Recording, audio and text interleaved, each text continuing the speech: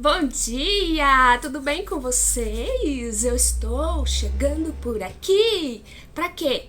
Pra fazer o meu primeiro vídeo desse canal. E quem escolheu o tema foram vocês. Então vamos lá? Sem mais delongas, vamos falar sobre rejeição de pai. Ah, meus amores, vocês não têm ideia de como isso é difícil, de como isso impacta, né, na nossa vida adulta, nos nossos relacionamentos. Tudo começou, né, quando eu me dei conta de que o meu pai, mesmo estando em casa, né, mesmo sendo casado com a minha mãe, ele era ausente, né, ele tinha uma certa ausência, só que eu não entendia, eu não conseguia perceber, né, até um certo tempo atrás, que essa distância e essa ausência era do casamento, era do relacionamento, né? Não era necessariamente por minha causa ou por causa da minha irmã. Mas subconscientemente eu tinha isso, né? Eu carregava isso, eu carregava essa rejeição. Porque o meu pai foi assim, ele passou do zero, né, de quando eu nasci até os 13 anos, ele era casado com a minha mãe e ele chegava, trabalhava o dia todo, né, e chegava no fim do dia, ele saía lá, né, tinha os encontros dele, enfim, tinha as coisas dele pra fazer e ele tinha um pavor, né, de ficar em casa. Ele tinha um pavor de se relacionar comigo, com a minha mãe, com a minha irmã. Então, ele saía e a gente ficava em casa, né? Todas as noites, sozinhas, né? Ele às vezes chegava de madrugada. Nos fins de semana, ele não ficava com a gente. Quando a minha mãe, geralmente, ela tinha assim, a mania de visitar as irmãs, né? Ela tinha esse hábito. Então, nos fins de semana, geralmente ela saía de manhã, no domingo, junto comigo e com a minha irmã, né? A gente ia para casa de alguma tia nossa visitar e ficava aquele domingo lá, enfim, e voltava no fim do dia para casa, né? Almoço de família, almoço de domingo. E eu lembro que nessas ocasiões, o meu pai, ele levava a gente, né, quando ele estava em casa, porque geralmente, às vezes no fim de semana ele saía na sexta e ele voltava só no domingo à noite. Mas quando ele estava em casa, ele levava eu, minha mãe e minha irmã, né, na casa da minha tia, de uma das minhas tias, e depois ele ia embora. Aí no fim do dia ele voltava para buscar. Entende? A gente não tinha proximidade, a gente não tinha relacionamento de pai e filha, ele não tinha um relacionamento saudável de fato com a minha mãe. Então, eu fui sentindo, né, ao longo do meu desenvolvimento, ao longo do meu crescimento, desde criança, desde 0 anos, eu fui sentindo essa rejeição. Porque nós já temos, né, baixa autoestima naturalmente, desde a barriga da mãe vão acontecendo, né, situações que vão fazendo com que a gente desenvolva a baixa autoestima, tá? Isso é natural, isso realmente acontece, infelizmente também. E quando isso é reforçado depois, a situação fica infinitamente pior, né? Então, eu tinha muito o amor e a proximidade da minha mãe, mas tinha essa distância toda do meu pai. E o pai é o primeiro amor, né? É o primeiro relacionamento, é a primeira figura masculina, né, que a gente conhece, que a gente tem proximidade, que a gente se relaciona, né? E eu não tinha isso. Eu tinha o meu pai como uma pessoa muito distante, inalcançável. Eu lembro de um momento, né, que o meu pai ia sair, num desses dias que ele ia sair, né, depois das 5 ele chegava, tomava um banho, se arrumava e saía. Então, num desses dias, eu lembro que ia chover. E eu fiquei desesperada, implorando para ele ficar em casa, porque eu tinha medo de tempestade, né? E lá no Mato Grosso davam umas tempestades assim, porque é assim, tá um calorzão. Eu até engasguei aqui, tá um calorzão. De repente, fecha tudo. Fecha o clima e aí vem aquela pancada, sabe? E aí, geralmente, nas pancadas vem essa tormenta mesmo. Trovões, né? Trovoadas, raios, enfim. E eu tinha muito medo. Então, eu sentia como se o meu pai fosse me proteger, como se tivesse uma proteção, se tivesse um homem em casa. E por nunca ter, né? Então, eu implorei para ele ficar e ele não ficou. Então, são várias situações. Então, vocês imaginem, assim, desde pequenininha até os 13 anos, quando eu convivi, né, com meu pai em casa, várias situações que foram acontecendo que eu fui me sentindo rejeitada. E eu não tô falando aqui que meu pai é errado, que meu pai é culpado. Ele não tem culpa nenhuma, era a consciência dele naquele momento. Lógico que ele queria ser o melhor pai que ele pudesse, mas a consciência dele naquele momento era essa. E ele rejeitava tanto esse casamento com a minha mãe que ele não tinha consciência do que ele estava fazendo. Entende? Ele rejeitava o casamento com a minha mãe. Ele não queria ficar em casa para não conviver, né, com aquele casamento que ele não queria, mas também não abria mão. E automaticamente, né, por consequência, ele acabava rejeitando a mim e a minha irmã, que sofremos com essa situação. Então, eu fui crescendo naquele ambiente, né, naquela situação ali. Quando meus pais se separaram, e o meu pai foi morar com a pessoa que já estava com ele antes do casamento, inclusive ele está até hoje com ela não nos aceitou também, né? E aí, ele não se posicionou como pai, ele ficou, né, como marido e se afastou ainda mais de nós. Então, nessas ocasiões, eu fui me sentindo rejeitada, cada vez mais rejeitada. E o que isso impactou, afinal, na minha vida amorosa? Quando eu iniciei minha vida amorosa, eu iniciei muito cedo, né? Com 15 anos eu já estava namorando sério com a pessoa, eu já estava ali muito, muito envolvida. E fiquei nesse relacionamento até os 20 anos, como eu contei na última live. Depois disso, gente, lógico, nesse período isso impactou muito, né? Essa pessoa praticamente agia como se fosse o meu pai, né? Substituiu o meu pai, só que eu era muito carente, sabe? Por ter sido rejeitada, muito rejeitada, eu queria muita atenção. Eu queria muito alguém para cuidar de mim, como meu pai não cuidou. Eu queria muito ter a presença de alguém, ter o sentimento de alguém. Eu precisava muito da aprovação de alguém. E eu joguei tudo isso, né, naquela primeira relação que eu tive. Só que o meu problema maior não foi nesse momento, sabe? Enquanto eu tava com aquela pessoa, ela acabou me suprindo do que eu necessitava, né? Era uma relação com a pessoa um pouco mais velha que eu, então a pessoa tinha mais maturidade, né? Soube conduzir muito bem a relação. O meu problema maior foi depois disso, né? Depois que eu saí dessa relação, eu entrei, né, num casamento, foi onde eu tive minha filha, né? E assim, eu me joguei de cabeça. Tudo que eu não tinha feito no primeiro relacionamento, eu quis fazer no segundo. Então eu já fui logo morando junto, com 1 mês. Com 3 meses eu engravidei, né? Eu tive minha filha.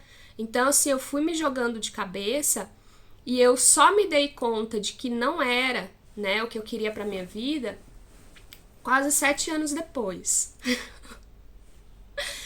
Aí, quando eu saí desse relacionamento, quase 7 anos depois, foi mais difícil ainda. Porque a minha carência era latente, sabe? O meu desejo por ter alguém, por alguém me olhar, por alguém me enxergar, por alguém cuidar de mim, era muito grande. Gente, eu caí em cada enrascada, em cada situação lixo, que vocês não fazem ideia. Assim, eu não consigo nem elencar aqui, porque são muitas. Se eu começar a falar, né, de situações... Porque assim, ó, eu conheci a pessoa hoje amanhã eu já achava que a pessoa era o amor da minha vida, entende? Qualquer coisa, eu não prestava atenção nas atitudes da pessoa. Então, qualquer coisa que a pessoa me falava, eu tomava como verdade. E eu acreditava, porque eu sempre fui uma pessoa muito sensível, muito, né, pisciana. Eu sempre fui muito sensível e as pessoas, né, acabavam usando dessa sensibilidade, né, minha, dessa meiguice, desse carinho, pra fazer coisas absurdas, né? Então eu caí em situações assim horrendas por causa disso, por causa da minha carência, porque eu me sentia rejeitada. Então eu atraía pessoas que me rejeitavam o tempo todo, em todas as situações que vocês imaginarem, tá?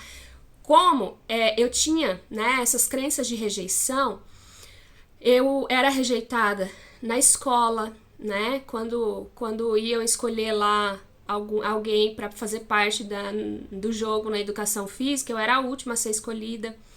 Eu atraía situações de quando eu saía com as minhas amigas, todo mundo chamava atenção, menos eu. Quando, quando eu começava um relacionamento com alguém, essa pessoa olhava pro lado o tempo todo, me fazia me sentir inferior, me sentir menos, me comparar, né, com as outras pessoas. Então, assim, eu atraía situações assim. Ou eu estava namorando, achando que estava muito bem, que estava tudo lindo, de repente a pessoa mudava, a pessoa passava a me tratar mal, me rejeitar, fugir de mim. Quantas vezes? Quantas vezes, gente? Quantas vezes isso aconteceu? Não foram uma, duas, três. Foram inúmeras. Então, eu não me dava conta, né? Eu não tinha ainda essa noção, eu não tinha entrado no caminho do autoconhecimento ainda. Então, eu nem não sabia o que estava acontecendo, por que era aquilo, por quê? Por quê, afinal, né? Eu sou muito feia? Eu sou muito boba? O que acontece comigo? E a partir daí, do momento em que eu conheci, né, o Theta Healing, que eu passei a trabalhar essas questões, a minha primeira sessão de Theta Healing, né, que eu fiz com a minha terapeuta, ela só me viu chorar. Eu chorei do início ao fim, eu chorei, doía, sabe? Doía, assim, eu chorava, contando pra ela sobre essa situação do meu pai. Doía demais. Da primeira vez que eu falei sobre isso, doeu muito, doeu demais. Só que foi a partir dali que eu consegui perceber, eu consegui finalmente entender da onde vinha essa carência toda, de onde vinha toda essa rejeição. Porque eu sempre, né, fui essa pessoa aqui que tá falando com vocês, né? Essa pessoa. Teve uns momentos que eu era tímida, enfim, eu vou contar pra vocês também, né, que foi alguns bloqueios, mas eu sempre fui, sabe, essa pessoa que amorosa, né, essa pessoa assim, que olha pro outro com um olhar de amor de verdade, mas mesmo assim eu era rejeitada. Então, trabalhando isso, aí eu fui descobrindo, né, gente, aí as crenças foram brotando, uma após outra, uma atrás da outra, uma atrás da outra. E eu fui trabalhando, né?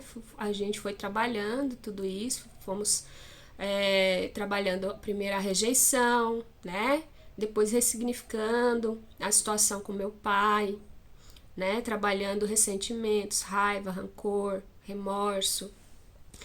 E depois desses trabalhos todos, eu ainda me sentia, né, rejeitada, ainda sentia no fundo que faltava alguma coisa, né? Eu perdoei, lógico, né, o meu pai, eu passei a entendê-lo, na verdade, entender o que ele não tinha culpa disso, né, que foi a maneira que ele sabia agir naquele momento, né?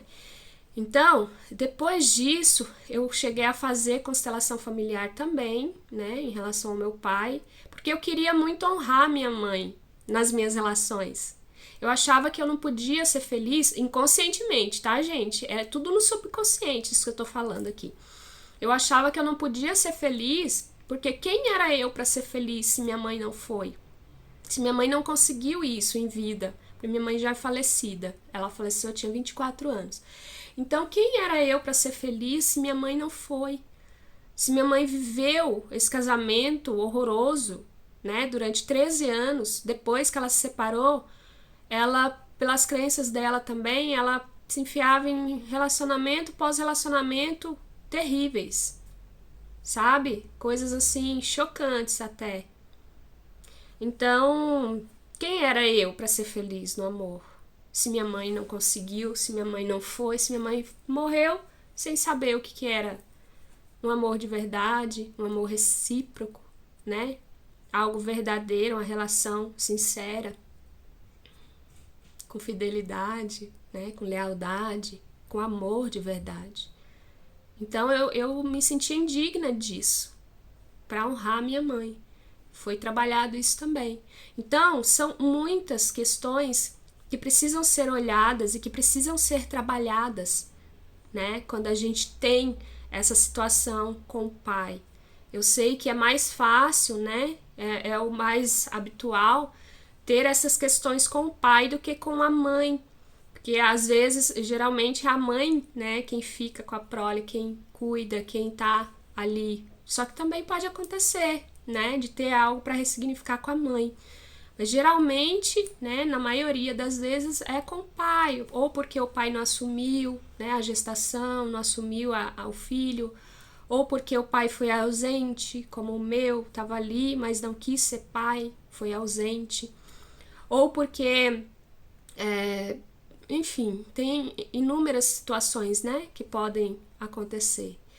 Então, ou porque o pai foi embora, né, também, quando eu era pequenininha, já aconteceu isso. Eu peguei uma cliente assim, né, o pai foi embora quando ela era pequenininha e ela se sentiu culpada, ela achou que o problema era ela.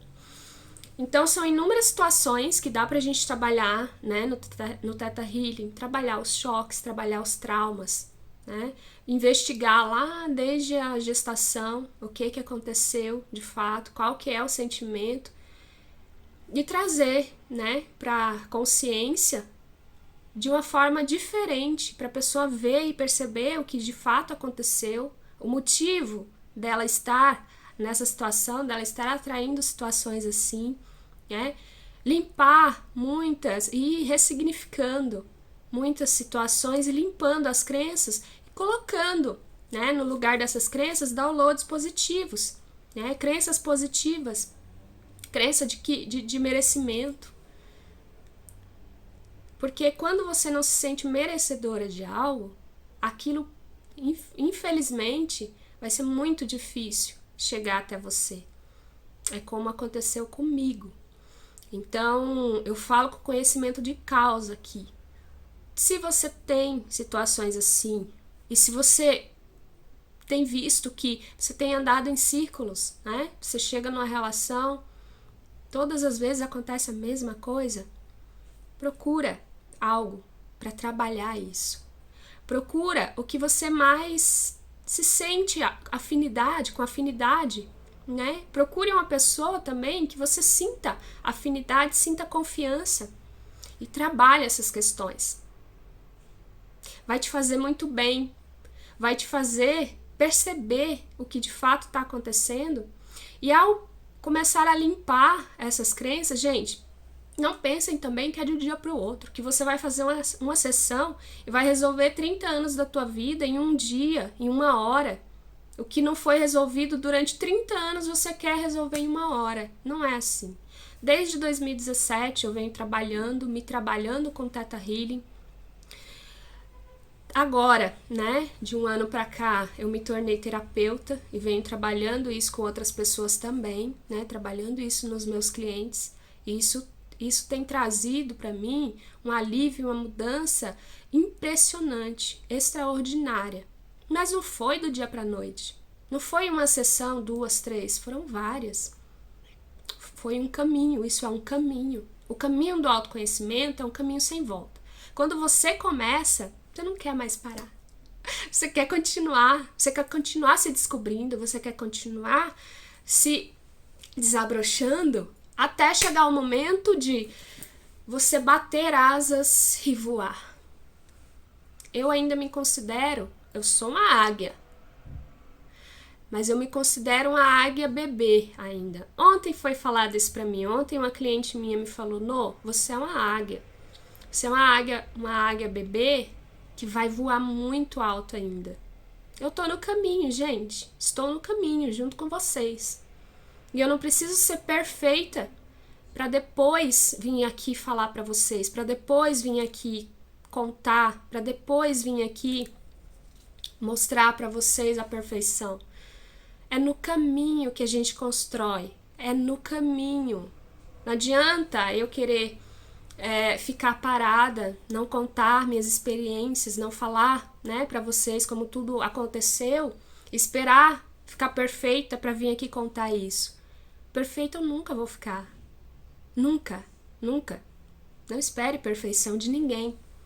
Mas é nesse caminho que eu vou me desenvolvendo. Cada vez que eu falar disso, vai ser um alívio maior para mim, porque eu sei que eu vou estar tocando pessoas, né? Eu sei que eu vou estar entrando no coração de pessoas que também passam pela mesma situação e que precisam ressignificar para se sentirem melhor, para olharem para si, para se amarem, para se cuidar, para sentir o amor próprio, né? Aquele amor por si mesma que nunca foi sentido antes. Infelizmente, tem pessoas que nunca sentiram o que é amor por si mesma ainda. Eu, até os 30 anos, 31 anos, eu não sabia o que era isso. Minha autoestima era um lixo. Meu amor próprio, eu não sabia que isso existia. Eu tô falando sério. Eu não sabia que isso existia de fato. Eu ouvia falar, achava muito bonito, mas não sabia o que era. Certo? Então, meus amores, vão. Se você sente, né, afinidade comigo, vamos conversar, né? Vamos falar sobre isso, vamos tentar achar, né, uma maneira de sair dessa situação.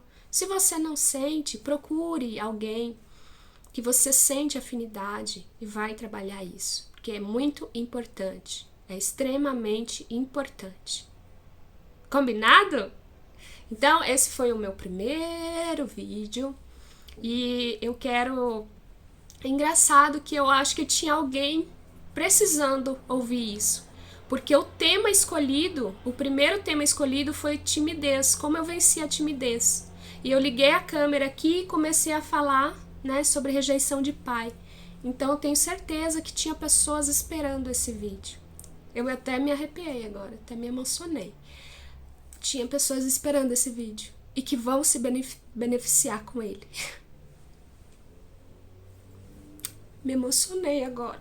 Agora que caiu a ficha que o tema escolhido foi outro, que eu vou falar no próximo vídeo, tá? Como eu venci a timidez. Mas tinha pessoas esperando por esse vídeo. Por isso que eu gravei ele. Gratidão. Eu peço pra vocês, né, que, como vocês sabem, eu quero que esse canal cresça, né, que seja levado ao maior número de pessoas. Então, por favor, inscreva-se se você não é inscrito. Curta o vídeo para que seja entregue, né, para mais pessoas. Se possível, compartilhe com alguém que precisa ouvir isso. E até o próximo. Beijo!